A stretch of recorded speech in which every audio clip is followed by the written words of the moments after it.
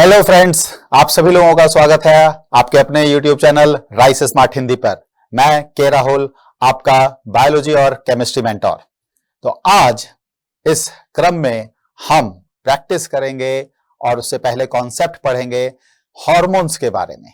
Hormones जो plants के द्वारा यानी पादपों के द्वारा स्रावित किए जाते हैं और उन हॉर्मोन्स के बारे में भी जो ह्यूमन बींग्स में यानी मानव के शरीर में भी स्रावित होते हैं, उनसे संबंधित कॉन्सेप्ट्स को समझेंगे, फिर उनसे रिलेटेड संबंधित क्वेश्चन आंसर्स की प्रैक्टिस करेंगे।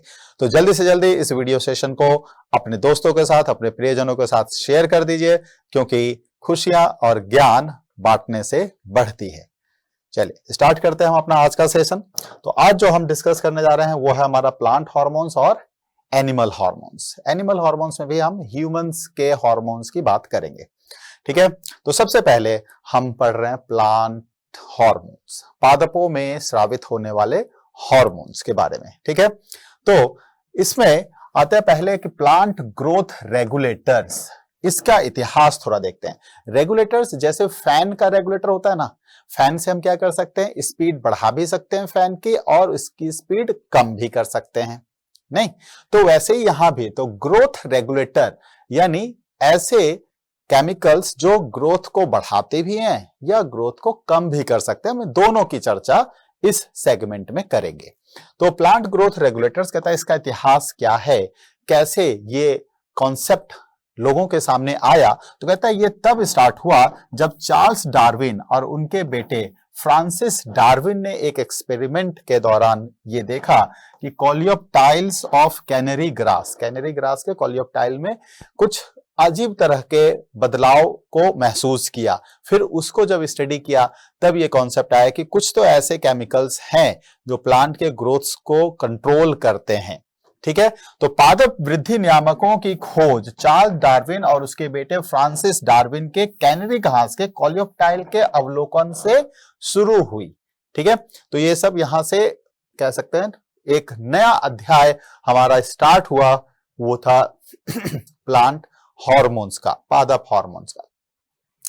तो अब देखते हैं प्लांट ग्रोथ रेगुलेटर्स। जैसा कि हमने बात की कि रेगुलेटर मतलब बढ़ाने वाला भी और कम करने, हम उसे रेगुलेटर कहते हैं।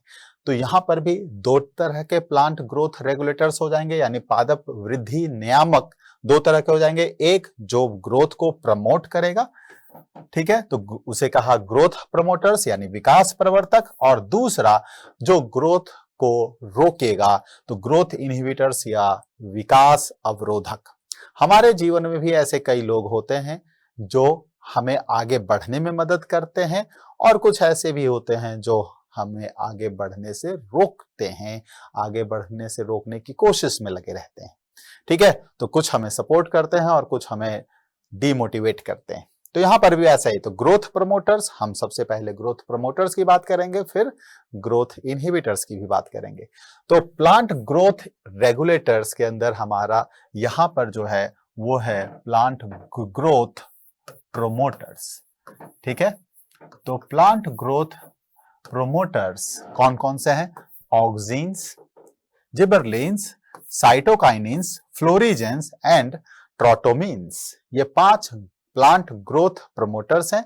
ये ऐसा नहीं कि सिर्फ प्लांट्स के वृद्धि की बात करता है, नहीं, प्लांट्स में पादप के अंदर कई सारी चीजें होती हैं, जैसे फ्लावर्स का, फ्रूट्स का बनना, पत्तियों का बनना, इन सब चीजों को भी ये कंट्रोल करते हैं। तो ये सारे इनके अंदर हम आएंगे, इसके विषय में अलग अलग पढ़ेंगे। चलिए, तो पहला प्लांट ग्रोथ रेगुलेटर हमारा क्या? ऑक्सीन, और इसे FW वेंट ने tips of coleoptile of oat seedling, seedling मतलब छोटे छोटे प्लांट्स। तो ओट आजकल आप देखते भी होंगे टीवी पे, ओट का बहुत ऐड आता है कि ओट वाले आप खाना अगर खाते हैं तो आपको जो है वो डायबिटीज वाले पेशेंट्स इन सब चीजों को आसानी से ले सकते हैं, खा सकते हैं, उनको किसी तरह की कोई दिक्कत नहीं होगी। हाई फाइबर होता है, लो कैलोरी और शुगर होता है, ठीक है। तो कहता है कि जई के अंकुर के कोलियोप्टाइल से FW वेंट के द्वारा अलग किया गया था, यानी इसको एक्सट्रैक्ट किया गया था, निकाला गया था। पहला जो नेचुरली अकरिंग ऑक्सीन था वो IAA यानी इंडोल 3 एसिड, ये पहला प्राकृतिक तौर से मिल पाया जाने वाला ऑक्सीजन जिसे एक्सट्रैक्ट किया गया था, आइसोलेट किया गया था, और कहां से किया गया था? ह्यूमन यूरिन से किया गया था। वैसे तो कहा जाता है कि खुले में ना तो यूरिन हमें त्याग करना है, ना तो हमें शौच करना है, ठीक है। तो ये कहता है, लेकिन अगर आप मान लो जंगल झाड़ियों में जाके यूरिन एक्सक्रीट करते हैं, मूत्र विसर्जन करते हैं, तो आप ये भी समझ सकते हो एक तरह से पादपों को हम वृद्धि नियामक दे रहे हैं, यानी कि उसको ग्रोथ प्रमोटर दे रहे हैं, ठीक है। तो पौधों की वृद्धि होगी। चलिए, दूसरा जो नेचुरली अकरिंग ऑक्सीजन है वो हमारा IBA है, यानी इंडोल ब्यूटारिक एसिड, ठीक है। पहला आपका IAA indole 3 acetic acid, next indole butyric acid, next उसके बाद PAA फिनाइल एसिटिक एसिड। ये सभी नेचुरली अकरिंग ऑक्सीजन हैं, कुछ ह्यूमंस के द्वारा भी बनाए गए हैं, उसकी भी बात करेंगे। इस पे क्वेश्चंस ऐसे आ सकते हैं कि which among the following is a naturally occurring oxygen, ठीक है, या सिंथेटिक ऑक्सीजन। ओके, चलिए, तो फर्स्ट रिकॉग्नाइज्ड, अब नेक्स्ट हमारा ये है गिबरलिंस, है ना। हम अब किसकी बात कर रहे हैं? गिबरलिंस की, जो दूसरा टाइप का हमारा प्लांट ग्रोथ रेगुलेटर है। तो जापानीज साइंटिस्ट एलिची कुरोसावा ने देखा था इसको, जब वो स्टडी कर रहे थे एक राइस सीडलिंग को, यानी कि धान के पौधे को, जिसे हम बेकनी डिजीज के नाम से जानते थे। तो वो क्या हो रहा था कि राइस का प्लांट लंबाई में काफी बड़ा हो जा रहा था, यानी काफी लंबा हो जा रहा था, लेकिन उसमें फल नहीं लग रहा था, यानी कि समझ लो कि उसमें धान नहीं आ रहा था। तो कहता फायदा ही क्या, चावल का हमने पौधा जो लगाया है उससे चावल हमें लेना है, अब चावल उसमें लग ही नहीं रहा है, सिर्फ वो लंबाई में बढ़ता जा रहा है, तो वो किसी भी काम का नहीं था। तो उसी को कहा गया था बेकनी डिजीज या फुलिस सीडलिंग डिजीज, है ना। एक इस तरह का एक 2 लाइनर मुझे याद आ रहा है कि वो कहा था ना कि बड़े भय तो का भय, जैसे पेड़ खजूर, पंथी को छाया नहीं और फल लागे अति दूर। तो वैसा ही यहाँ था, कहता खजूर का पेड़, कहता इतना बड़ा होने का भी फायदा क्या जब वो किसी के काम ना आ सका, है ना। कहता है किसी पंथी यानी कि जो पथिक या जो राहगीर वहां से जाते हैं, उनको इतना छाया नहीं कि वहां उस पेड़ के नीचे बैठ के उन्हें छाया मिल सके गर्मियों में, और फल भी नहीं खा सकते क्योंकि वो इतना दूर लगता है कि वो किसी के बस का नहीं है कि अगर भूख लग रही हो तो उस फल को तोड़कर तुरंत अपने उपयोग में ला सके। तो ऐसे यहां भी हुआ, कहते प्लांट्स तो राइस का बड़ा होता जा रहा है लेकिन उसमें धान ही नहीं लग रहा है, तो वो फिर फायदा क्या। तो इसलिए उसको कहा कि मूर्ख बीमारी, ऐसा नाम दिया गया, ठीक है। तो फर्स्ट आइसोलेटेड बाय तेजिरो याबुता एंड सुमुखी 1935 में एक फंगस जिब्रेला फ्यूजिकुराई से, ठीक है। तो हम ये कह सकते हैं कि एलिची कुरोसावा इन्होंने देखा कि धान का पौधा तो लंबा होता जा रहा है लेकिन उसमें धान नहीं लग रहा है, इसको बेकनी डिजीज या फुलिस सीडलिंग राइस डिजीज का नाम दिया गया। लेकिन ये किसकी वजह से हो रहा था?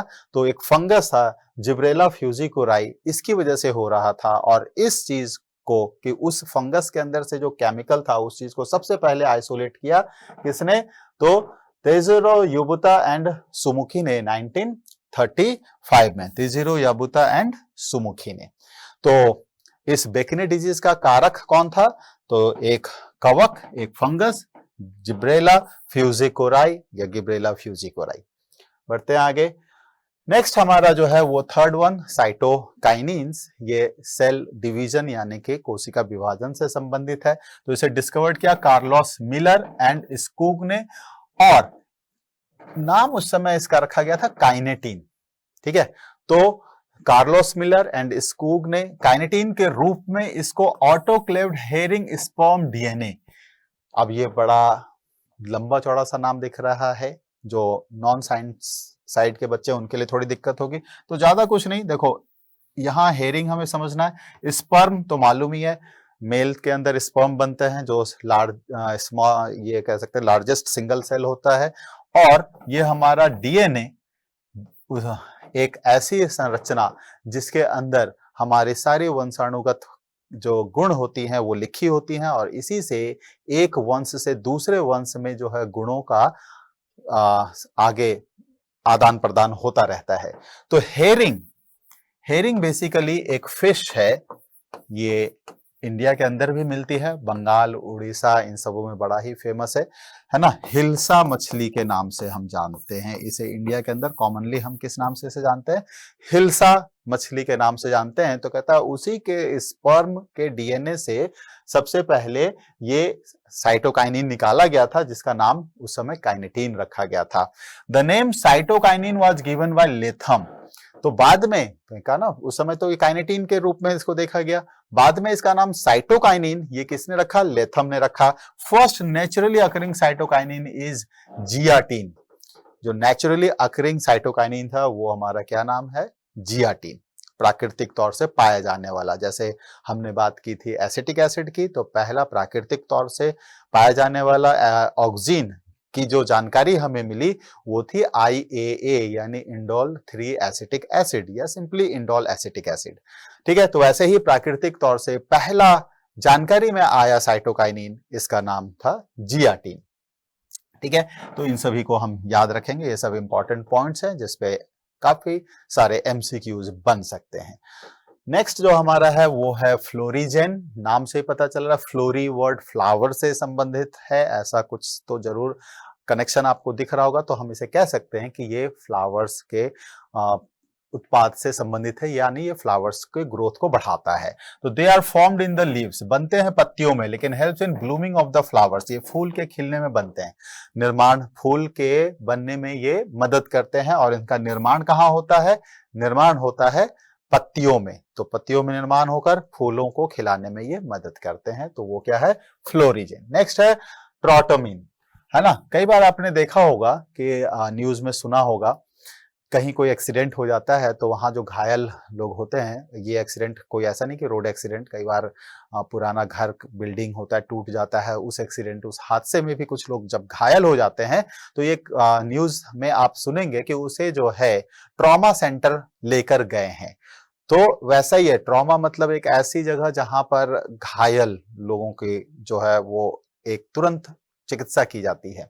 तो ट्रॉमा से ही यहाँ पर ट्रॉमेटिन बनाया गया। तो यहाँ पर भी क्या है, जैसे हम कई बार मस्ती में पौधों के पत्तियों को तोड़ देते हैं, फूल तोड़ देते हैं, या उसकी डाली को तोड़ देते हैं, या पूरा का पूरा प्लांट ही चलो काट देते हैं।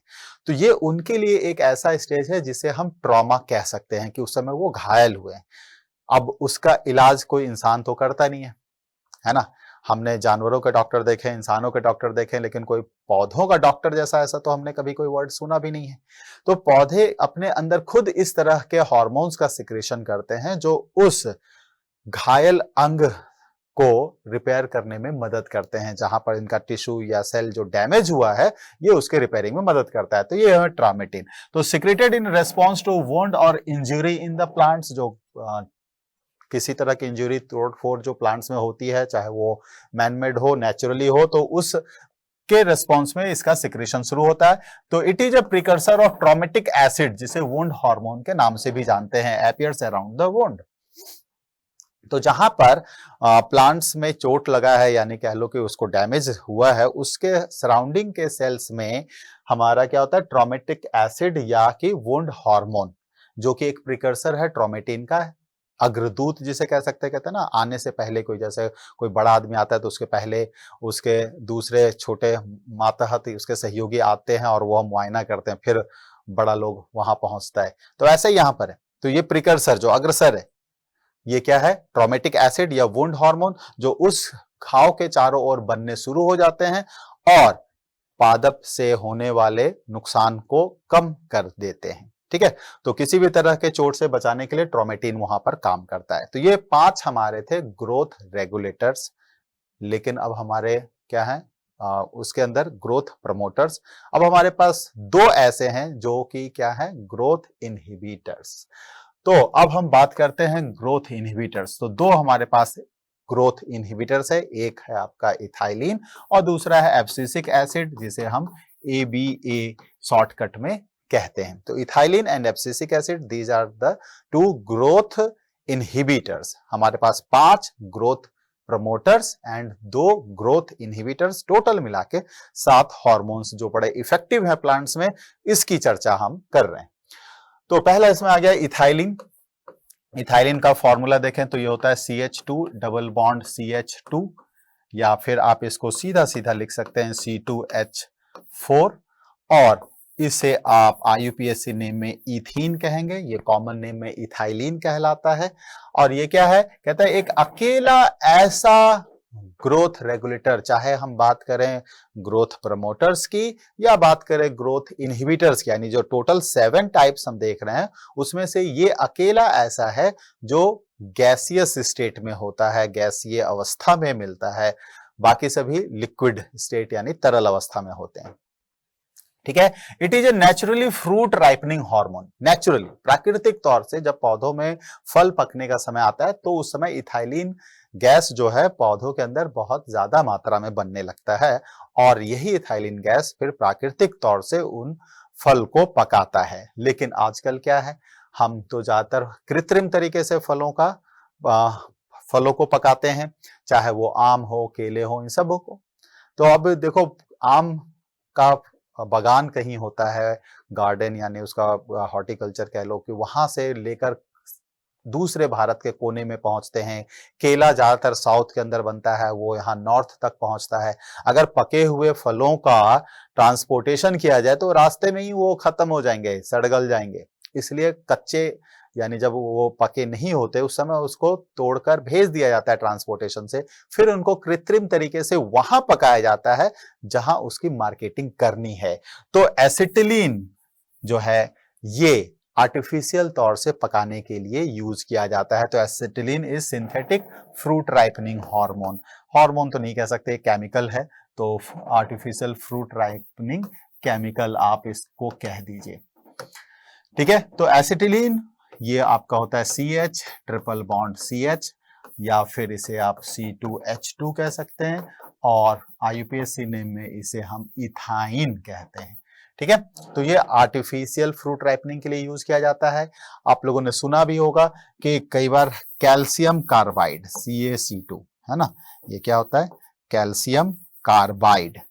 तो इन जनरल आप हार्डवेयर के शॉप पे जाते हैं, कहते हैं जरा कार्बाइड देना, तो वो कार्बाइड दे देता है। उस कार्बाइड पत्थर जैसा, थोड़ा सा राख के कलर के जैसा पत्थर जैसा रहता है, उसको क्या किया जाता है, थोड़ा पानी डाल के एक कमरे में सभी फ्रूट्स को रखकर उसे छोड़ दिया जाता है, उसके ऊपर डालकर स्प्रे करके हल्के गीले कंडीशन में। तो ये क्या होता है, कैल्शियम कार्बाइड पानी से अभिक्रिया करके C2H2 गैस बनाना शुरू कर देता है, जो उस पूरे कमरे में भर जाता है, और वो गैस धीरे धीरे कच्चे फल को पकाना शुरू कर देता है। ठीक है, तो ये था हमारा इथाइलिन। नेक्स्ट हमारा आ गया एब्सिसिक एसिड, जिसे हम इन शॉर्ट ABA के नाम से भी जानते हैं। अब ये क्या है, तो corn froth, given the common name abscisic acid for dormin and abscisin 2। ठीक है, डॉर्मिन एंड एब्सिसिन 2। तो एब्सिसिक एसिड के ये 2 टाइप तब तक जानकारी में आया हुआ था, एक का नाम था डॉर्मिन, दूसरा एब्सिसिन 2। लेकिन इन्होंने डॉर्मिन और एब्सिसिन 2 इन दोनों को मिलाकर एक कॉमन नाम दिया कि भाई इनको अलग अलग इस तरह से ना कह के सीधे कह दो एब्सिसिक एसिड। तो एब्सिसिक एसिड इन दोनों को मिलाकर कहा गया। It is also called stress hormone. Stress, जैसे हमें कई बार कई चीजों का टेंशन होता है, जब रिजल्ट आने वाला है तो रिजल्ट का टेंशन होता है, उससे पहले जब एग्जाम के डेट सामने आने लगते हैं तो एग्जाम का टेंशन होता है। तो जब तक कह लो ये जीवन है, कुछ ना कुछ तो तनाव हमारे जीवन में लगा ही रहता है, स्ट्रेस रहता ही रहता है। तो इस स्ट्रेस के दौरान हमारे अंदर भी कुछ हार्मोन्स सिक्रीट होते हैं, ये अभी आपको मैं बता देता हूं, ये आप सर्च कीजिएगा, जो स्ट्रेस हार्मोन कहलाता है, या इसे हम फाइट एंड फ्लाइट हार्मोन्स के नाम से भी जानते हैं। तो आप एक बार सर्च कीजिएगा, फाइट एंड फ्लाइट हार्मोन्स नाम क्या है इनका, और हमारे शरीर के किस अंग से ये हार्मोन स्रावित होता है यानी सिक्रीट होता है। ठीक है, तो ये भी स्ट्रेस हार्मोन। अब देखो पौधों को किस तरह का स्ट्रेस होगा, भाई इसे ना तो अपने बच्चे को पढ़ाना है, ना अपने बच्चे को शादी करनी है, ना तो कोई इसका सामाजिक रिश्तेदारी निभानी है। ठीक है, जो इसे तनाव होगा, ना इनके घर में कोई डाका डलना है। डाका तो चलो डलता है जब हम इसके फूलों को तोड़ लेते हैं, इनके फलों को तोड़ लेते हैं, तो एक तरह से डाका डालना ही हुआ। लेकिन चलो वो तो समाज सेवा में ही उन्होंने फल फूल बीज बनाए हुए हैं जिसका सेवन हम करते हैं, या दूसरे जंगली जानवर भी जो शाकाहारी हैं वो इसको खाते हैं। तो इन्हें किस तरह का स्ट्रेस होता है, स्ट्रेस ऐसे आप समझ सकते हैं कि लंबा समय हो गया पौधों को पानी नहीं मिला, ठीक है, बारिश नहीं हुई, तो उस समय क्या है, कम पानी के स्थिति में ये संघर्ष कर रहे हैं जिंदा रहने की, तो वो हो गया इनके लिए एक स्ट्रेस का कंडीशन। ठीक है, बहुत ज्यादा तेज धूप हो गई, अब उससे ये कैसे अपने आप को बचा के नॉर्मल कंडीशन तक रखेंगे, वो इनके लिए स्ट्रेस की कंडीशन हो गई। बहुत लंबे समय तक बर्फबारी हो रही है, पूरा का पूरा प्लांट बर्फ से ढक गया है, लंबे समय तक धूप नहीं निकल रहा है, उस समय ये प्लांट्स कैसे सरवाइव करेंगे, ये उनके लिए है स्ट्रेस का कंडीशन। तो इस समय ये एब्सिसिक एसिड सिक्रीट होता है और उसको उस स्ट्रेस से बचाकर बाहर निकालने का काम करता है। तो इसलिए इसे हम स्ट्रेस हार्मोन यानी तनाव हार्मोन के नाम से भी जानते हैं। बढ़ते हैं, चलिए, तो अब कुछ सवाल हमारे सामने हैं जो इन्हीं से संबंधित है। तो हमने अभी डिस्कस किया है संक्षेप में सभी प्लांट ग्रोथ रेगुलेटर्स को और उनके सभी इंपॉर्टेंट पॉइंट्स को देखा है। तो मुझे उम्मीद है ये सारे क्वेश्चंस अब आप आसानी से कर पाएंगे। ठीक है, तो जल्दी से जल्दी इन आंसर्स को कमेंट बॉक्स में आप टाइप करेंगे ताकि देख सकूं कि किसने सही आंसर किया है और आप भी खुद को चेक कर पाएंगे। इससे पहले कि मैं आंसर बताऊं, आप कमेंट बॉक्स में अगर आंसर डालेंगे या चलो मन में भी आपने सोच लिया, तो हमें पता चल जाएगा, आपको खुद का भी जजमेंट हो जाएगा कि मेरी तैयारी किस लेवल की है, क्या अभी कुछ कमी है, तो उस कमी को आप दूर करके आगे बढ़ सकते हैं। तो पहला सवाल यहां पर है कि दलहन या फलीदार पौधों के जड़ में गांठ का निर्माण किसके द्वारा प्रेरित होता है। तो ये पौधे, इनके ये जड़ होते हैं, इनमें ना गोले गोले ऐसे गांठ से बने होते हैं। बेसिकली ये गांठ जो होता है, जिसे हम रूट नोड्यूल्स कहते हैं, है ना, रूट नोड्यूल्स या फिर जड़ के गांठ, तो ये एक बैक्टीरिया होता है राइजोबियम। तो उस राइजोबियम बैक्टीरिया के ग्रोथ की वजह से यहाँ होता है। ठीक है, तो ये हमारा क्या होता है, राइजोबियम बैक्टीरिया होता है, एक बैक्टीरिया। ये इन गांठों के अंदर ग्रोथ करते हैं। तो इनको रहने के लिए जगह चाहिए, तो ये थोड़ा स्वेलिंग काज करते हैं, वही गांठ हमें दिखती है। और ये लेकिन फायदेमंद होता है। ये क्या करते हैं, ये एटमॉस्फेरिक नाइट्रोजन को, यानी वातावरण में जो नाइट्रोजन है, ये इसका मिट्टी में फिक्सेशन करते हैं, नाइट्रोजन स्थिरीकरण जिसे हम कहते हैं, या नाइट्रोजन फिक्सेशन। क्योंकि भले 78% नाइट्रोजन एटमॉस्फेयर में है, वातावरण में है, लेकिन प्लांट्स उस नाइट्रोजन का डायरेक्ट उपयोग नहीं कर पाता है। तो फिर क्या है, जब तक उस नाइट्रोजन का स्थिरीकरण मृदा के अंदर यानी मिट्टी के अंदर, जमीन के अंदर नहीं होता है नाइट्रेट्स या नाइट्राइट्स के रूप में, तब तक प्लांट्स इसका सेवन नहीं कर पाते। तो इसमें राइजोबियम भी एक इंपॉर्टेंट रोल प्ले करता है। तो नाइट्रोजन स्थिरीकरण या नाइट्रोजन फिक्सेशन दो तरीके से होता है, बायोटिक फैक्टर यानी जैविक कारक भी होते हैं, और एबायोटिक फैक्टर यानी अजैविक कारक भी होते हैं। तो ये एक जैविक कारक के रूप में है क्योंकि बैक्टीरिया जीवित प्राणी है। और दूसरा क्या होता है, जब बिजली चमकता है, लाइटनिंग होती है, तो बिजली चमकने से भी कई सारा वायुमंडल का नाइट्रोजन जो है वो नाइट्रेट और नाइट्राइट में बदल के मिट्टी के साथ मिल जाता है। तो इस तरह से ये एक नॉन बायोटिक या एबायोटिक फैक्टर हो गया नाइट्रोजन फिक्सेशन का। खैर, तो अब ये इसमें बताना है आपको कि क्या है। चलिए, तो आंसर इसका हमारा क्या है, IAA यानी कि इंडोल एसिटिक एसिड। इसकी मदद से क्या होता है, इसके गांठ बनने में मदद मिलती है। ठीक है, ओके। अगला सवाल क्या है, फलों को पकाने के लिए जिम्मेदार पादप हार्मोन का नाम बताइए। तो अभी हमने बात की, हमने प्राकृतिक तौर पर भी कौन से फल पकाने के लिए जिम्मेदार हार्मोन्स है, और कृत्रिम तौर से हम कैसे फलों को पका सकते हैं, दोनों की चर्चा की थी। तो मुझे लगता है अभी तक आप लोगों ने इसके आंसर्स कमेंट बॉक्स में डाल दिए होंगे, या फिर आपके दिमाग में आ चुका होगा कि इसका सही आंसर क्या है। तो अब देखा था हमने ट्रोमेटिन, ये तो ट्रॉमा यानी कि जिस समय उनको कोई तकलीफ होती है, किसी तरह का घाव प्लांट्स को लगता है, तो उस समय ये सिक्रीट होता है। साइटोकाइनिन्स, ये सेल डिवीजन के ग्रोथ को बढ़ाता है, सेल डिवीजन के रेट को बढ़ाता है और प्लांट के लंबाई को, उन सबों को बढ़ाता है।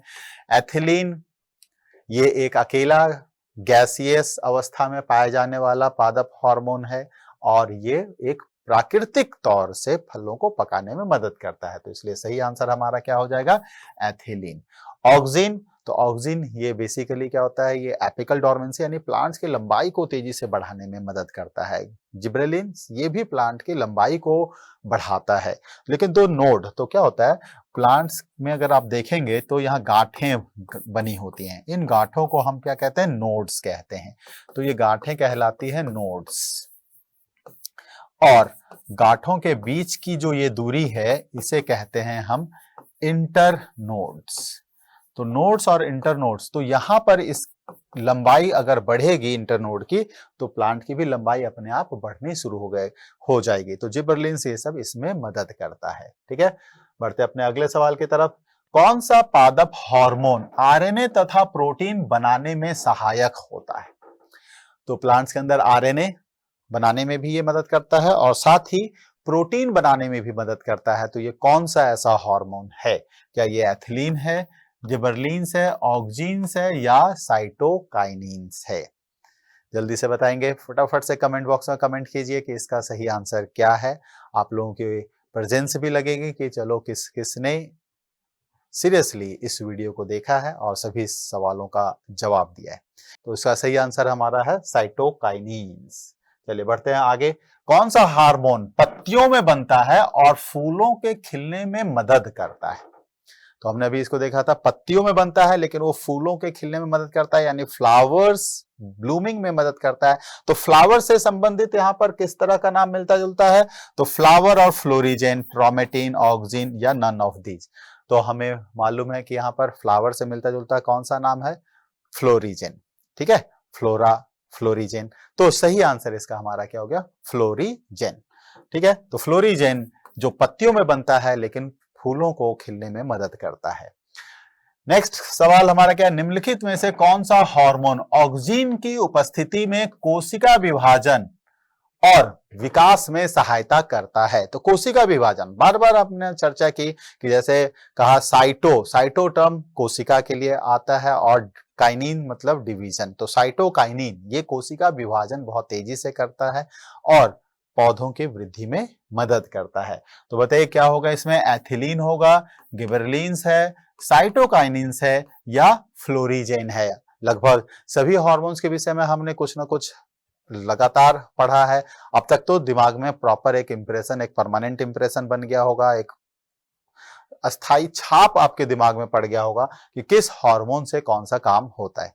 तो बहुत सुंदर। तो हम क्या देख रहे हैं यहाँ पर? कोशिका विभाजन और विकास। तो कोशिका विभाजन और विकास, तो ये हो गया साइटोकाइनिन। ठीक है, तो हमारा सही आंसर इसमें साइटोकाइनिन। उस अमीनो अम्ल का नाम बताइए जो ऑक्सीन जैव संश्लेषण यानी कि ऑक्सीन के बायोसिंथेसिस में मदद करता है ना? जैसे अगर मान लो आपको रोटी बनाना है तो आटा लेना पड़ेगा, आटा के लिए आपको गेहूं पिसवाना पड़ेगा जाके। तो आटा प्रिकर्सर हो गया, यानी कि गेहूं रोटी बनाने का एक अग्रदूत। जब तक हमारे पास पहले आटा नहीं आएगा हम रोटी नहीं बना सकते। तो वैसे ही जब तक ये अमीनो एसिड नहीं होगा प्लांट में तब तक ऑक्सीन नहीं बन सकता। ठीक है, एक रॉ मटेरियल समझ लो ये अमीनो एसिड है। तो ये कौन सा है? क्या ये सेरीन है, वेलिन है, ट्रिप्टोफान है या टायरोसिन है? ये सभी अमीनो एसिड्स हैं, हमें मालूम है, चाहे वो प्लांट्स हो या एनिमल्स हो। प्लांट्स और एनिमल्स सभी के बॉडी में 20 अमीनो एसिड्स होते हैं। प्लांट्स के शरीर में तो ये सभी अमीनो एसिड्स प्रेजेंट रहते हैं, सिर्फ इंसेक्टिवोरस प्लांट्स को छोड़कर। और अगर हम बात करें ह्यूमंस की, है ना, किसकी बात करें हम? ह्यूमंस की। तो ह्यूमंस के बॉडी में 10 एमिनो एसिड प्रेजेंट होते हैं, ये प्रेजेंट होते हैं, और 10 एमिनो एसिड्स ऐसे होते हैं जो बॉडी में प्रेजेंट नहीं होते हैं, यानी एब्सेंट होते हैं। बट ये 10 एमिनो एसिड भी प्रोटीन बनाने के लिए हमें चाहिए। तो इसे हम कहते हैं इसेंशियल एमिनो एसिड्स। क्यों कहते हैं इसेंशियल? क्योंकि फिर इसका हमारे डाइट में, हमारे खाने में प्रेजेंट रहना इसेंशियल है, अनिवार्य है। इसलिए इसेंशियल एमिनो एसिड्स ये हमारे शरीर में बनता है, तो इसका हमारे डाइट में प्रेजेंट होना कोई जरूरी नहीं है, इसेंशियल नहीं है। इसलिए इसे कहते हैं नॉन इसेंशियल एमिनो एसिड्स। तो ये हो गया नॉन इसेंशियल एमिनो एसिड्स, और ये हो गया हमारा इसेंशियल एमिनो एसिड्स। 10-10 हैं।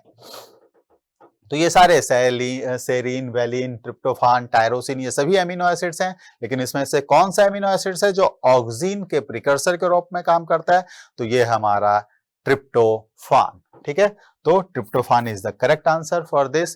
तो जिन लोगों ने भी ट्रिप्टोफान आंसर दिया है उनके लिए डबल लाइक मेरी तरफ से।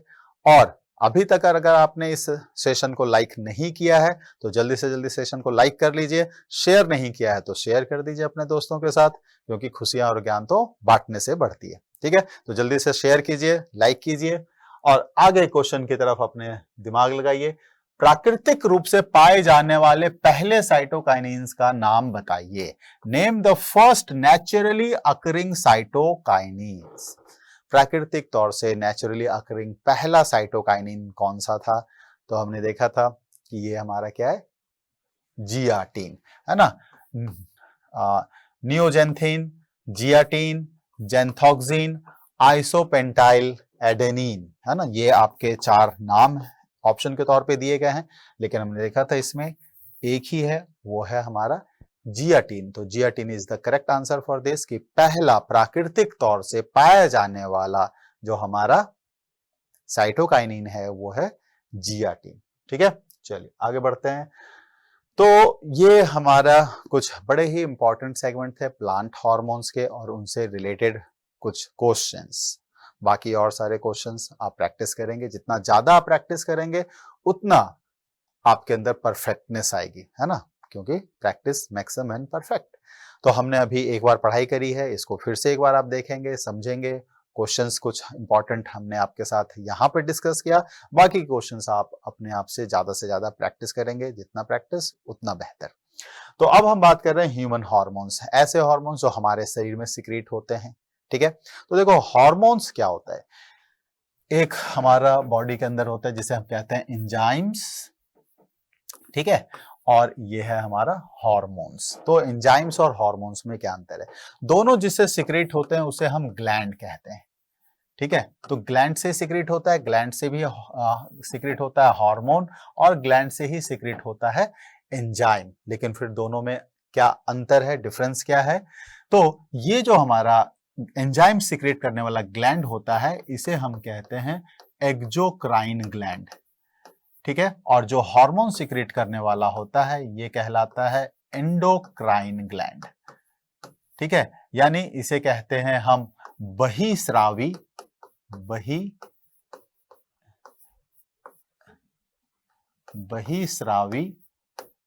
ग्रंथि, और ये कहलाता है हमारा क्या, अंतःस्रावी ग्रंथि। ठीक है, तो इसे हम क्या कहते हैं, अंतःस्रावी ग्रंथि। तो इसमें क्या होता है, नो डक्ट, यानी ये डक्टलेस होते हैं, दैट इज डक्टलेस। और बहिस्रावी ये क्या होते हैं, विद डक्ट, यानी इनका अपना पाइप होता है, उस पाइप के माध्यम से ये एंजाइम को उस टारगेट ऑर्गन तक पहुंचाते हैं जहां उनको काम करना होता है। लेकिन जो हार्मोन्स जिससे सीक्रेट होता है वो एंडोक्राइन ग्लैंड्स कहलाते हैं, और एंडोक्राइन ग्लैंड्स में अपना कोई डक्ट नहीं होता, अपना कोई पाइप नहीं होता कि जहां बन रहा है और जहां जिस अंग में जाके उसे काम करना है तो वहां तक पहुंचाने के लिए इसका अपना कोई व्यवस्था इसके पास नहीं होती है ना। इसको ऐसे समझ लीजिए कि हमारे समाज में भी कई ऐसे लोग हैं जिनको आने जाने के लिए अपनी गाड़ी की व्यवस्था है, तो उन्हें समझ लो एक्सोक्राइन ग्लैंड्स हैं। और बहुत सारे ऐसे लोग भी हैं हमारे समाज में जिन्हें एक जगह से दूसरी जगह जाने के लिए अपनी गाड़ी की व्यवस्था नहीं है, तो वो पब्लिक ट्रांसपोर्ट की मदद से एक जगह से दूसरी जगह जाते हैं। आप उन्हें समझ लो एंडोक्राइन ग्लैंड है। और हमारे बॉडी में पब्लिक ट्रांसपोर्ट क्या है, तो एक ऐसा चीज जो हमारे शरीर में सभी जगह जाती है, तो वह है ब्लड। ठीक है, तो ये तो शरीर के हर एक हिस्से में जा रही है। तो इस ब्लड के थ्रू ये हार्मोन क्या होता है, यानी आप कह सकते हो कि एंडोक्राइन ग्लैंड्स अपने सिक्रीशन को यानी अपने हार्मोन्स को ब्लड में पोर कर देता है, ब्लड में डाल देता है, और इस ब्लड के थ्रू वो शरीर के हर एक हिस्से में ट्रेवल करता है, जाता है, और जहां इसकी जरूरत है वहां ये ब्लड से निकलकर अपना काम करना शुरू कर देता है। ठीक है, एंजाइम्स जिसे हम बायोकेमिकल कैटलिस्ट के नाम से भी जानते हैं, बायोकेमिकल कैटलिस्ट। कैटलिस्ट किसे कहते हैं, एक उत्प्रेरक। ठीक है, जैसे मान लो कोई काम कर रहे हो आप लेकिन उसमें नहीं सफल हो पा रहे हो, या उसमें आपको मुश्किल हो रही है, या कई बार खिलाड़ी खेल रहे होते हैं तो बाहर से ना आता है, उनके लिए चीयर करते हैं लोग बाग, तो ये उनके लिए कैटलिस्ट का काम करता है ना। जब कोई आपको चीयर करता है, आपको मोटिवेट करता है, तो वो क्या है, कैटलिस्ट का काम करता है। क्यों? क्योंकि देखो वो खुद आपके साथ आके नहीं लग रहा उस काम में, वो सिर्फ आपको मोटिवेट करता है कि आप इस काम को और अच्छे तरीके से कर पाओ, है ना। अब हम अगर अपने किसी फेवरेट प्लेयर को चीयर करते हैं तो ऐसा थोड़ी है कि उसकी जगह हम जाकर खेलने लगते हैं, नहीं, खेलना उसे ही है। लेकिन जब वो इतना सारा शोर सुनता है कि लोग हमारे फेवर में चीयर कर रहे हैं, हमारे नाम को लेकर जो है वो नारे लगा रहे हैं अच्छे अच्छे, तो उनके अंदर कॉन्फिडेंस आता है कि नहीं, ये लोग अगर इतना उम्मीद लगा के मेरे साथ बैठे तो मुझे अच्छा करना है। तो कैटलिस्ट भी ऐसा ही होता है, ये किसी भी अभिक्रिया में डायरेक्ट इन्वॉल्व नहीं होता, लेकिन अपनी उपस्थिति मात्र से अभिक्रिया के दर को यानी रिएक्शन के रेट को बढ़ाता है, ठीक है। तो ये भी रिएक्शन में खुद इन्वॉल्व नहीं होता। तो बायोकेमिकल कैटलिस्ट हम क्यों कहते हैं इसे, तो ये इसलिए क्योंकि एंजाइम सिर्फ उन्हीं अभिक्रियाओं को, सिर्फ उन्हीं रासायनिक अभिक्रियाओं या केमिकल रिएक्शंस को कैटलाइज करता है जो सजीवों के शरीर में होता है, ठीक है। जो लैब में रिएक्शंस हो रहे हैं उनको ये कैटलाइज नहीं करता, उनके लिए अगर कैटलिस्ट है तो उनका कैटलिस्ट अलग तरह का होता है, उनका उत्प्रेरक अलग तरह का होता है। ये एंजाइम सिर्फ जीवों के अंदर काम करता है, इसलिए इसको हम बायोकेमिकल कैटलिस्ट के नाम से जानते हैं, ठीक है। जबकि हार्मोन्स जो है बेसिकली एक मैसेंजर का काम करता है, ये मैसेज लेके जाता है टारगेट ऑर्गन तक और उसको कहता है तुम्हें ये काम करना है, तुम्हें ये काम नहीं करना है। आगे हम एक दो एग्जांपल्स ऐसा देखेंगे तो हमें समझ में आ जाएगा। तो बेसिक डिफरेंस एंजाइम्स और हार्मोन्स का आपको बता दिया, उम्मीद है ये आपको अच्छे से समझ में आया होगा। आगे ये कॉन्सेप्ट आपको काफी मदद करेगा। चलिए तो बढ़ते हैं, तो देखें एंडोक्राइन ग्लैंड्स इन ह्यूमंस, ये इधर फीमेल है, ये मेल है। अगर हम देखें तो यहां तक जो भी हार्मोन्स दिखाए गए हैं ये कॉमन है, मेल्स में भी है फीमेल्स में भी है। तो ब्रेन में हमारा क्या है, पिट्यूटरी ग्लैंड जिसे हम पीयूष ग्रंथि के नाम से भी जानते हैं, पीनियल ग्लैंड है, हाइपोथैलेमस है, ठीक है, ये हमारे ब्रेन में प्रेजेंट होता है। फिर ये थायराइड ग्लैंड जो हमारे गले में उपस्थित होता है, थाइमस जो हमारे सीने के आसपास उपस्थित रहता है, पैनक्रियाज जो हमारे पेट में रहता है, स्टमक के पास रहता है, एड्रिनल ग्लैंड्स जो किडनी के ऊपर एक कैप के तौर पे आपको दिख रहा है, किडनी के ऊपर उपस्थित रहता है। तो इसके अलावा आप दो और ग्लैंड यहां नीचे देख रहे हैं, जिसमें एक है ओवरीज, एक है टेस्टिस। तो ये स्पेसिफिक है, ओवरीज ये सिर्फ फीमेल्स के अंदर होता है और टेस्टिस ये सिर्फ मेल के अंदर होता है। तो बाकी के जो ग्लैंड्स हैं ये सभी एंडोक्राइन ग्लैंड्स हैं, ठीक है, और इन्हीं के केमिकल्स को हम हार्मोन्स के नाम से जानते हैं। तो ये बाकी के जो ये सारे एंडोक्राइन ग्लैंड्स हैं ये मेल फीमेल दोनों में प्रेजेंट होता है, लेकिन जो ये नीचे के दो हैं ओवरीज एंड टेस्टिस, तो ओवरीज सिर्फ फीमेल में, टेस्टिस सिर्फ मेल में प्रेजेंट होता है, ठीक है। चलिए जी, तो अब कुछ हम एक ओवरव्यू देख रहे हैं कि कौन से ग्लैंड बड़े हैं, कौन से ग्लैंड छोटे हैं, कौन से ग्लैंड का कोई और नाम है, इस तरह का कुछ ओवरव्यू देखेंगे, फिर इससे संबंधित हम क्वेश्चन आंसर को करेंगे। तो स्मॉलेस्ट एंडोक्राइन ग्लैंड जो हमारे शरीर में है वो है पीनियल ग्लैंड, जो कहाँ होता है, हमारे ब्रेन में होता है। It is situated at the dorsal side of the fore brain यानी कि अग्र मस्तिष्क के निचले हिस्से में उपस्थित होता है ना, अग्र मस्तिष्क के पृष्ठ भाग में उपस्थित होता है, ठीक है। तो ब्रेन को हम तीन पार्ट में बांटते हैं, फोर ब्रेन, मिड ब्रेन और हाइंड ब्रेन, यानी अग्र मस्तिष्क, मध्य मस्तिष्क और पीछे वाला जो भी पार्श्व मस्तिष्क कहलाता है, ठीक है। तो अब ये क्या करता है, it secrets melatonin, the light of night के नाम से भी जानते हैं। तो पीनियल ग्लैंड कौन से हार्मोन का सिक्रेशन करता है, मेलाटोनिन का, जिसे हम लाइट ऑफ नाइट के नाम से भी जानते हैं। तो बेसिकली ये हमारे सोने और जागने के चक्र को नियंत्रित करता है ना। This hormone involve in sleep regulation, सोने और जागने के चक्र को नियंत्रित करता है, कब सोना है कब जागना है ना। कई बार इसे हम कहते हैं ना बायोलॉजिकल क्लॉक। आप देखेंगे कई बार अगर एक रूटीन आपने सोने और जागने का बना रखा है तो उसी समय आपको नींद आनी शुरू हो जाएगी, और जिस समय आपके जागने की रूटीन बनी हुई है ना, ऑटोमेटिकली उस समय आपकी नींद खुलेगी। नींद तो खुलेगी जरूर, भले अब आप दोबारा से सो जाएं ये अलग बात है, लेकिन नींद तो खुलेगी। तो ये सोने जागने के चक्र को कंट्रोल करता है। मेलाटोनिन जो सिक्रेट होता है पीनियल ग्लैंड से, इसे हम लाइट ऑफ नाइट के नाम से भी जानते हैं। ठीक है, चलिए आगे हम देखते हैं जरा। Largest endocrine gland of the body, ध्यान दीजिएगा ये एंडोक्राइन ग्लैंड की बात कर रहा है। लार्जेस्ट एंडोक्राइन ग्लैंड जो हमारा है वो है थायराइड ग्लैंड, जो हमारे गले में यहाँ उपस्थित रहता है ना, प्रेजेंट इन द नेक, हमारे गले में मौजूद होता है। सिक्रेट्स थायरोक्सिन हार्मोन, है ना, ये कौन सा, थायरोक्सिन हार्मोन सिक्रेट करता है। और इस थायरोक्सिन हार्मोन को बनाने के लिए आयोडीन की जरूरत पड़ती है, और आयोडीन हमें कहां से मिलता है, आयोडाइज्ड सॉल्ट खाने से। आजकल तो जितने भी सॉल्ट है सभी आयोडाइज्ड हैं। उन आयोडाइज्ड सॉल्ट कहने का मतलब उसमें आयोडीन मिलाया जा रहा है, नेचुरली उनमें आयोडीन नहीं प्रेजेंट होता। गवर्नमेंट ने ये कहा कि भाई आपको सॉल्ट में आयोडीन मिला के ही मार्केटिंग उसकी करनी है। ठीक है, तो सॉल्ट में ही क्यों आयोडीन मिलाने की बात सरकार ने की, क्योंकि नमक एक ऐसा अंग है खाने का जो समाज का हर एक तबका इस्तेमाल करता है, चाहे वो गरीब से गरीब हो या अमीर से अमीर हो। सस्ता भी था, आजकल चलो थोड़ा सा महंगा हो गया हुआ है, लेकिन बहुत सस्ता हुआ करता था नमक, तो आसानी से हर कोई इसका इस्तेमाल कर सकता था। तो इसलिए आयोडीन को नमक के साथ मिलाया गया ताकि कोई भी इंसान आयोडीन की कमी से होने वाले बीमारी से सफर ना करे।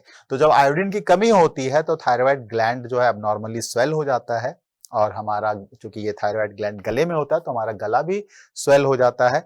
इसे ही हम ग्वाइटर या घेंघा रोग के नाम से जानते हैं। ठीक है, तो इसकी वजह, इस थायराइड ग्लैंड के स्वेलिंग से जो बीमारी हो जाती है वो क्या कहलाती है, ग्वाइटर, या फिर हम इसे क्या कहते हैं, घेंघा। ठीक है, तो कई बार इसे आप देखेंगे तो गलगंड के नाम से भी जाना जाता है। तो ये हमारा लार्जेस्ट एंडोक्राइन ग्लैंड है। लेकिन अगर हम लार्जेस्ट ग्लैंड की बात करें, यानी कि ओवरऑल एक्सोक्राइन और एंडोक्राइन दोनों का मिला जुला स्वरूप हम देखें, तो सबसे बड़ा ग्लैंड जो हमारा है वो है लीवर, जो लगभग 1500 ग्राम के आसपास होता है, यानी 1.5 किलो के आसपास का समझ लीजिए होता है। मेल का लीवर थोड़ा साइज में बड़ा होता है, फीमेल का लीवर साइज में थोड़ा सा छोटा होता है। ठीक है, तो ये कुछ और important points regarding the glands. ठीक है, चलिए नेक्स्ट हमारा कि second largest gland in the human body. सबसे बड़ा ग्लैंड आपने लीवर देख लिया।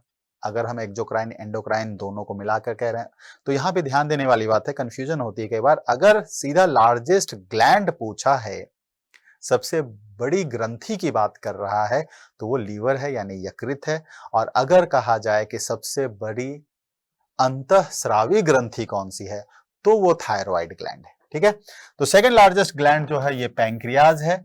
पैंक्रियाज लीवर के पास ही होता है, लीवर थोड़ा सा ऊपर होता है, पैंक्रियाज नीचे होता है। तो अगर हम देखें तो इस तरह से ये हमारा स्टमक का बनावट होता है, और ये यहाँ पर सी शेप का जो हम बनाते हैं ये डियोडेनम कहलाता है, जो स्मॉल इंटेस्टाइन का पहला भाग है। और यहीं से इस तरह का एक ट्यूब निकलता है, और यहाँ पर एक पत्ती जैसी संरचना हम दिखाते हैं। बेसिकली यही हमारा है पैनक्रियाज। ठीक है, ये क्या कहलाता है, पैनक्रियाज। और ये जब ऊपर जाता है तो यहाँ ये गोला सा, ये है हमारा गॉल ब्लैडर, और यहीं से ये हमारा जो है ये बनता है, तो ये हमारा है लीवर। लीवर के पास ये होता है गॉल ब्लैडर, जो गॉल ब्लैडर बेसिकली क्या होता है, लीवर में जो बाइल जूस बनता है, पित्त, उसको ये इकट्ठा करता है, इसलिए गॉल ब्लैडर, इसे पित्त की थैली या पित्ताशय हम कहते हैं। तो ये सभी जो है डाइजेशन में भी मदद करता है, पाचन में मदद करता है। ठीक है, तो यहाँ पैंक्रियाज का सिक्रेशन आता है और ये डियोडेनम में आकर मिक्स होता है। ठीक है, तो ये हमारा पैंक्रियाज जो सेकंड लार्जेस्ट ग्लैंड है। और पैंक्रियाज की एक खासियत क्यों यहां मेंशन किया कि पैंक्रियाज ऐसा है जिसमें एक्सोक्राइन और एंडोक्राइन पार्ट दोनों है, यानी ये एक ऐसी ग्रंथि है जो बहिस्रावी ग्रंथि भी है और अंतःस्रावी ग्रंथि भी है। जो बहिस्रावी ग्रंथि है उससे ये पाचन में मदद करता है, मेनली प्रोटीन, कार्बोहाइड्रेट, इन सब के पाचन में मदद करता है। और जो एंडोक्राइन पार्ट है ये ब्लड में शुगर लेवल को रेगुलेट करता है। देखो रेगुलेट की बात पहले भी हमने की, रेगुलेट मतलब ज्यादा भी करना, कम भी करना। तो पेंक्रियाज का जो एंडोक्राइन पार्ट होता है वो दो हार्मोन सिक्रेट करता है, एक है इंसुलिन जो ब्लड में ग्लूकोज के लेवल को कम करता है, और दूसरा हार्मोन जो सिक्रेट करता है वो है ग्लूकागॉन। ठीक है, याद होगा एक चप्पल का फेमस ऐड आता था, पैरागॉन पैरागॉन। तो ग्लूकागॉन ये इमरजेंसी में, यानी जब मान लो हमें खाना नहीं खाया है लंबे समय से और ब्लड में ग्लूकोज का लेवल कम हो रहा है, तो ग्लूकागॉन सक्रिय होता है और हमारे शरीर में जो रिजर्व फूड होता है वो इस लीवर में होता है। रिजर्व फूड जो होता है वो कहां होता है? लीवर में होता है, और इस रिजर्व फूड को हम ग्लाइकोजेन के नाम से जानते हैं, जो बेसिकली ग्लूकोज से ही बना है ना। ग्लूकोज के हजारों हजार मॉलिक्यूल्स जब आपस में मिल जाते हैं, पॉलीमराइज हो जाते हैं, तो ये तो ग्लूकोज एक मोनोसेकेराइड है, ग्लाइकोजेन एक पॉलीसेकेराइड। ठीक है, तो ग्लूकोज के हजारों हजार मॉलिक्यूल्स के मिलने से ग्लाइकोजेन बनता है। यही ग्लाइकोजेन लीवर में रहता है और ये काम करवाता है इंसुलिन। जब ब्लड में ग्लूकोज का लेवल बढ़ने लगता है तो यही इंसुलिन मेन लीवर को, कुछ हद तक हमारे ब्रेन को ये संकेत देता है कि ग्लूकोज को साफ किया जाए, ब्लड में ग्लूकोज ज्यादा हो गया, तो ग्लाइकोजेन बना के अपने पास रिजर्व रख लेता है। फिर जब हम खाना नहीं खाते हैं किसी भी वजह से, तो ग्लूकागॉन सक्रिय होता है, ये इस लीवर में उपस्थित ग्लाइकोजेन को कन्वर्ट करने लगता है ग्लूकोज में, और फिर उसको ब्लड के साथ मिक्स कर दिया जाता है। इस तरह से ब्लड में ग्लूकोज का लेवल बढ़ जाता है। ग्लूकोज एक बहुत ही महत्वपूर्ण रॉ मटेरियल है रेस्पिरेशन से हमारे शरीर में ऊर्जा उत्पन्न करने के लिए। जो ऑक्सीजन हम लेते हैं रेस्पिरेशन में, वो ग्लूकोज का ब्रेकडाउन करता है, बहुत सारा ऊर्जा उत्पन्न करता है एटीपी के रूप में, और साथ में कार्बन डाइऑक्साइड एंड वाटर बनाता है। कार्बन डाइऑक्साइड को हम तुरंत बाहर सांस के जरिए छोड़ देते हैं, वाटर हमारे शरीर में पड़ा रहता है जो स्वेट या पसीना जिसे कह सकते हो, और पेशाब के जरिए शरीर से बाहर निकल जाता है। ठीक है, तो ये हमारा था। तो अब नेक्स्ट है पिट्यूटरी ग्लैंड। ये भी हमारे मस्तिष्क में प्रेजेंट रहता है, इसे हम मास्टर ग्लैंड भी कहते हैं, है ना। अब मास्टर किसको कहा जाता है? देखो घर में शादियां उदियां होती है ना, तो बैंड बुलाया जाता है, तो उसमें ना एक बैंड का मास्टर होता है। ठीक है, तो वो बैंड मास्टर क्या करता है, जितने भी लोग उसके अंदर काम कर रहे होते हैं, वो कोई झाल बजा रहा होता है, कोई ड्रम बजा रहा होता है, कोई पिपीहिरी बजा रहा होता है, अलग अलग चीजें बजा रहा होता है, अलग अलग काम कर रहा होता है, लेकिन वो बैंड मास्टर क्या है, उन सबके बीच में कोऑर्डिनेशन लेकर आता है, तब एक सुरीला सा संगीत बजता है। अगर उनके बीच में कोऑर्डिनेशन टूटने लगता है तो ये बैंड मास्टर का काम है उनको कोऑर्डिनेट करे कि भाई नहीं, तुम्हारा लय बिगड़ रहा है, तुम भी बाकियों के साथ थोड़ा सा सुर और ताल मिलाओ, नहीं तो सब मामला गड़बड़ हो जाएगा। तो ये मास्टर ग्लैंड ऐसा ही है कि ये इसलिए मास्टर ग्लैंड कहते हैं क्योंकि बाकी के भी जो जितने हमारे एंडोक्राइन ग्लैंड्स है ना, ये उनके सिक्रेशन को भी मॉनिटर करता रहता है, यानी उसको देखता रहता है, कहीं को और कह सकते हो उनको भी ये संदेश देता रहता है कि तुम्हें ये काम करना है, नहीं करना है, तो ये सब पे कंट्रोल रखता है। तो master gland of endocrine system because it controls the functions of many of the other endocrine glands, इसलिए इसे मास्टर ग्लैंड के नाम से भी हम जानते हैं। ठीक है, तो बहुत अच्छा, चलते हैं आगे हम। अब हमारा आ रहा है, बात कर रहे हैं हम टेस्टिस के लिए। तो testis are the endocrine glands found only in males. हम पहले इस बात की चर्चा कर चुके हैं, जो हार्मोन सिक्रेट होता है वो टेस्टोस्टेरोन है, जो एक मेल सेक्स हार्मोन है। Hormone also promotes the develop, देखो आल्सो प्रमोट्स का, अब मेन सेक्स हार्मोन है तो ये क्या काम करेगा, स्पर्म बनाने का, उसमें ये हेल्प कर रहा होगा, तो स्पर्म तो बना ही रहा है, लेकिन साथ ही ये क्या करता है, सेकेंडरी सेक्सुअल कैरेक्टर यानी SSC, सेकेंडरी सेक्सुअल कैरेक्टर को भी डेवलप करता है टेस्टोस्टेरोन। ऐसा ही फीमेल के अंदर जो फीमेल सेक्स हार्मोन होगा वो फीमेल के सेकेंडरी सेक्सुअल कैरेक्टर को डेवलप करेगा। अब ये सेकेंडरी क्या है, जैसे वॉइस है ना, फोन पर आप अननोन मान लो कॉल आया है, आपने जैसे फोन उठाया, रिसीव करके आवाज सुनी, आप बता सकते हैं कि सामने से एक मेल बात कर रहा है कोई, या कोई फीमेल बात कर रही है। क्यों? क्योंकि आवाज अगर आपका भारी है तो आपको पता चल जाता है मेल है, और कई बार अगर लड़कियों में भी इस तरह का आवाज हो तो कहते हैं, तो है ना, हम ये कई बार उसे कह देते हैं कि भाई ये तो आवाज लड़कों के जैसा है इसका है। तो voice deepening and the growth of armpit, chest and pubic hair, है ना, साइड में भी बाल निकल आते हैं, चेहरे पे बाल आ जाता है। ठीक है, जननांग के पास भी बाल आ जाते हैं, बाकी बॉडी पर भी थोड़े से हेयर्स हमारे ज्यादा होते हैं एज कम्पेयर टू फीमेल्स।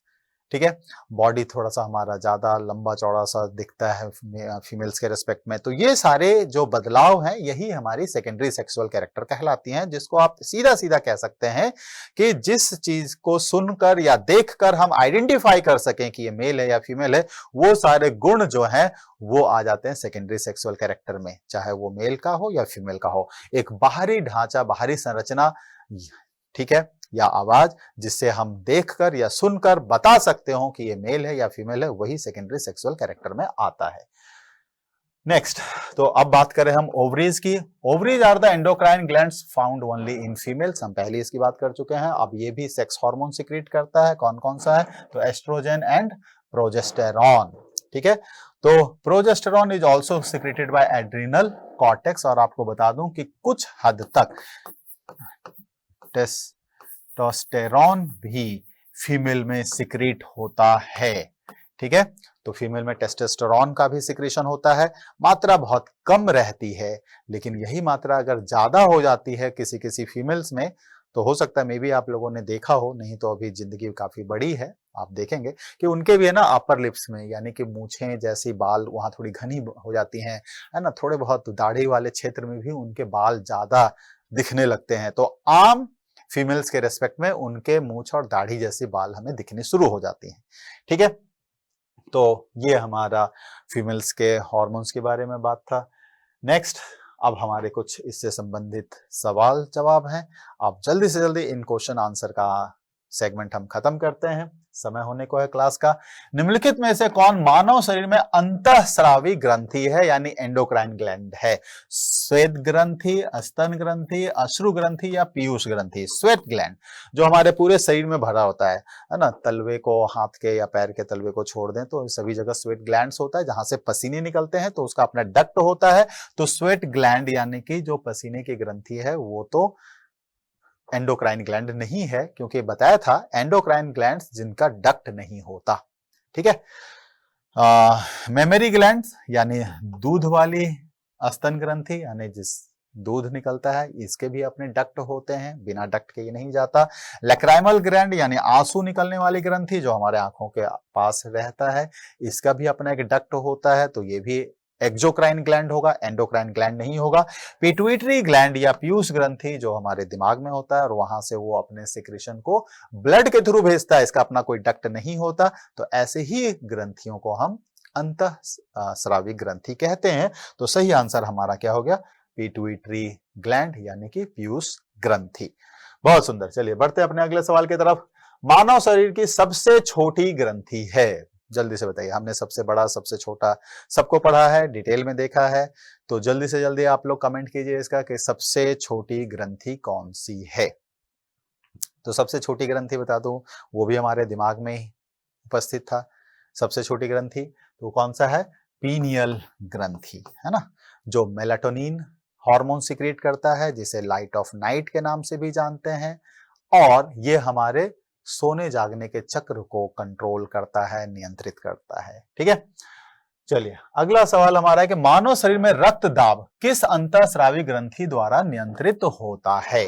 रक्त दाब, ब्लड प्रेशर, ब्लड प्रेशर को कौन सा ग्लैंड जो है, वो भी कौन सा? एंडोक्राइन ग्लैंड, वो कंट्रोल करता है। क्या वो थायराइड ग्लैंड है, पिट्यूटरी ग्लैंड है, पीनियल ग्लैंड है, या फिर एड्रीनल ग्लैंड है? इनमें से कौन सा ऐसा ग्लैंड है जो ब्लड प्रेशर को नियंत्रित करता है, कंट्रोल करता है?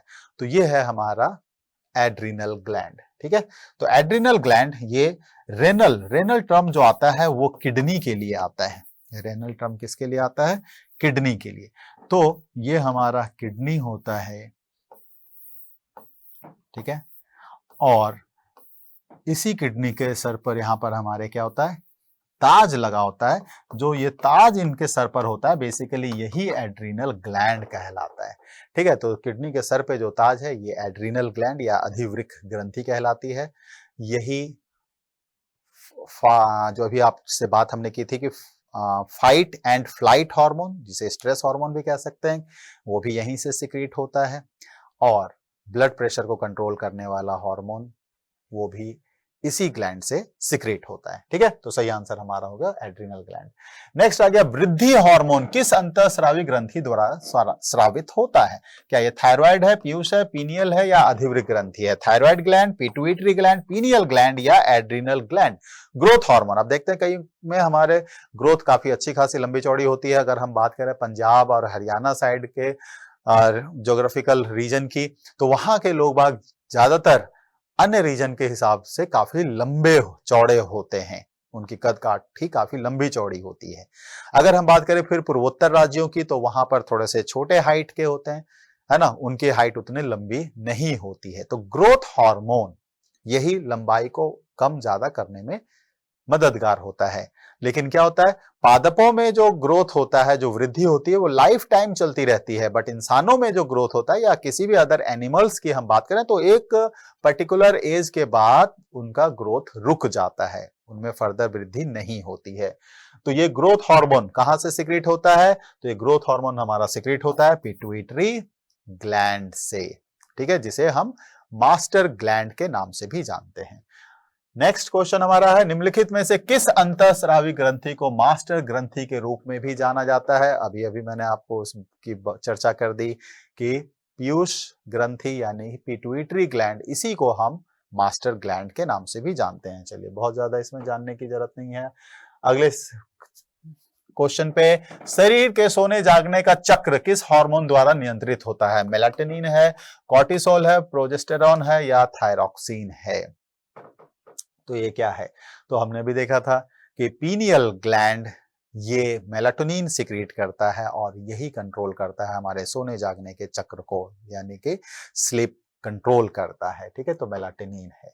ठीक है, प्रोजेस्टेरॉन, ये एस्ट्रोजन एंड प्रोजेस्टेरॉन ये फीमेल सेक्स हार्मोन्स हैं। ये फीमेल के प्राइमरी सेक्स ऑर्गन को भी कंट्रोल करता है और साथ में सेकेंडरी सेक्सुअल कैरेक्टर, यानी कि आवाज का सुरीलापन होना, शरीर का बनावट थोड़ा मेल से अलग होना, ब्रेस्ट का डेवलपमेंट होना, ये सारी चीजें ये कंट्रोल करता है। थायरॉक्सिन ये हमारे कहाँ से निकलता है? गले में थायराइड ग्लैंड, वहां से सिक्रीट होता है। इस थायरॉक्सिन हार्मोन को बनाने के लिए आयोडीन एक इंपॉर्टेंट कॉन्स्टिट्यूएंट होता है। नेक्स्ट, अंडाशय से कौन सा हार्मोन स्रावित होता है? तो अभी अभी हमने बात की कि एक देखो, एस्ट्रोजन एंड प्रोजेस्टेरॉन ये दो हैं जो ओवरीज से सिक्रीट होती हैं, लेकिन आपको ये बताया था कि टेस्टोस्टेरॉन भी है जो फीमेल्स में सिक्रीट होती हैं। मेल में तो खैर बहुत ज्यादा क्वांटिटी में होता है, फीमेल में भी टेस्टोस्टेरॉन होता है, एस्ट्रोजन तो है ही है। ठीक है, तो इसलिए सही आंसर क्या हो गया? दोनों। लेकिन बात मैंने आपको पहले भी समझाई थी, टेस्टोस्टेरॉन की क्वांटिटी काफी कम होती है। अगर ये ज्यादा हुई तो फिर उनमें भी क्या होगा, आवाज थोड़ा सा भारी सा होगा और दाढ़ी मूछ जैसे जगहों पर बाल की संख्या आम औरतों के रेस्पेक्ट में ज्यादा हो जाएगा। ठीक है, चलिए जी, तो ये था आज का हमारा सेशन, जहां हमने पादप और जंतु में खासकर मानव हार्मोन्स के बारे में स्टडी किया और उनकी कार्य क्रियाकलापों को समझा और उस पर आधारित महत्वपूर्ण सवाल जवाबों को हमने किया। रेस्ट आप इन कॉन्सेप्ट को फिर से एक बार रिवाइज कर लेंगे, पढ़ लेंगे और ज्यादा से ज्यादा क्वेश्चन का अभ्यास अपने साथ करेंगे। जितना ज्यादा आप अभ्यास करेंगे, आपकी तैयारी उतनी ही अच्छी होगी। तो इसी शब्दों के साथ मैं अभी आपसे विदा लेता हूं। नमस्कार।